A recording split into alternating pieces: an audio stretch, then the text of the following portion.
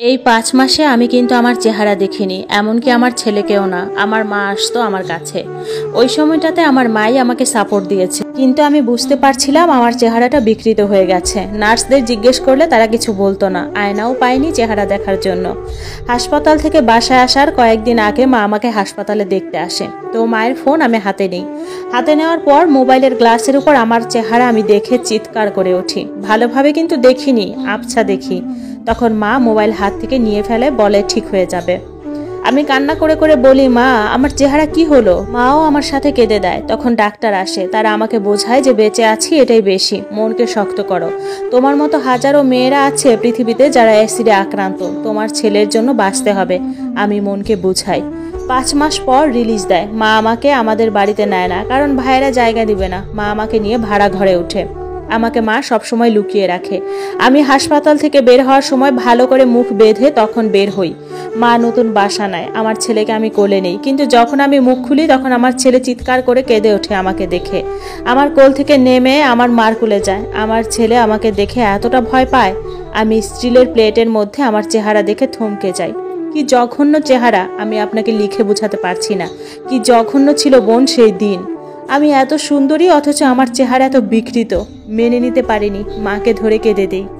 একদম ভেঙে পড়ি। আমার নিজের ছেলেটাও আমার কাছে আসে না, আর আসতে চাইতেও না। 2 রুমের ভাড়া বাসা ছিল, আমি রুম থেকে বেরো হতাম না, ঠিকমতো খেতাম না। মাকে বলি একদিন, মা তুমি আমার ছেলেকে দেখো, আমি এই চেহারা নিয়ে বাঁচতে পারবো না। সেই দিন মা আমার পায়ে পড়ে বলে, মারে তুই কেন মরবি?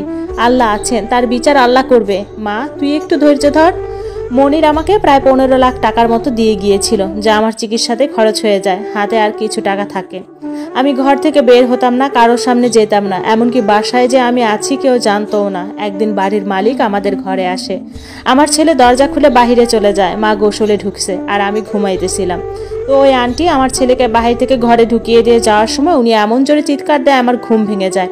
উনি আমাকে দেখে আরও চিৎকার করে, তখন উনি দৌড়ে চলে যায়। আমার মা ওনার বাসায় যায় আর বলে উনি নাকি আমাকে দেখে ভয় পাইছে, আমরা যাতে 1 তারিখ ঘর ছেড়ে দেই, আমাদের রাখবে না। যথারীতি আমরা 1 তারিখ ঘর ছেড়ে দিয়ে অন্য বাসায় উঠি। মা বাসার মালিককে বলছে আমি অনেক পর্দা করি, কারোর সামনে যাই না।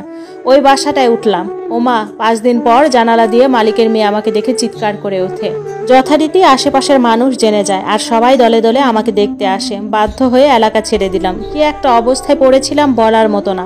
তখন মনে হতো শুধু মরে যাই। মা আমাকে মানসিকভাবে ভেঙে না পড়ার জন্য বিভিন্ন হাদিসের বই, নামাজ, কোরআন পড়তে বলতেন। আমি সারা রাত আল্লাহর দরবারে কাঁদতাম। ডাক্তারের সাথে কথা বলেছিলাম এই চেহারা ঠিক করা যাবে কিনা।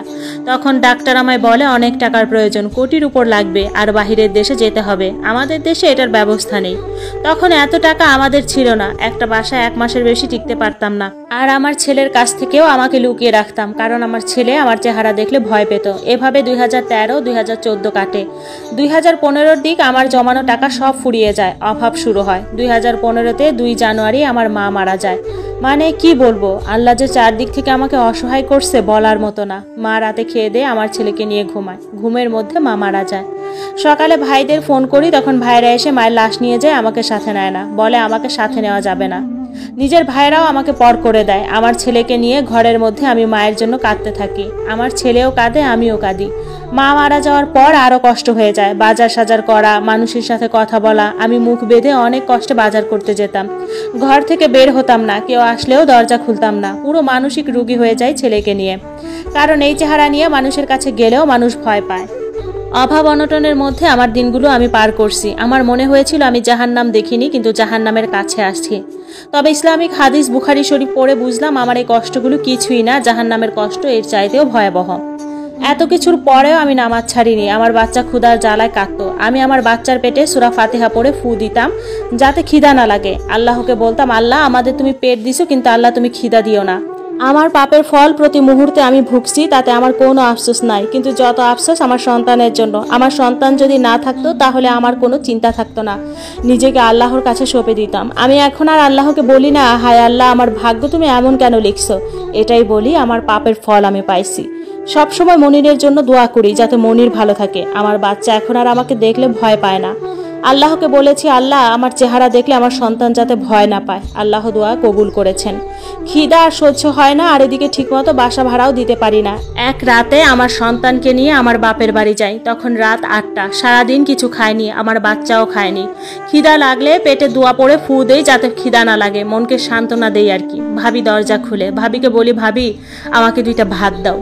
ভাবি নাক সিটকিয়ে 2টা ভাত দেয়, তাও মুরগির মাংস দিয়ে। তৃপ্তি সহকারে খেলাম। প্রায় 1 বছর পর মুরগির মাংস দিয়ে ভাত খাই।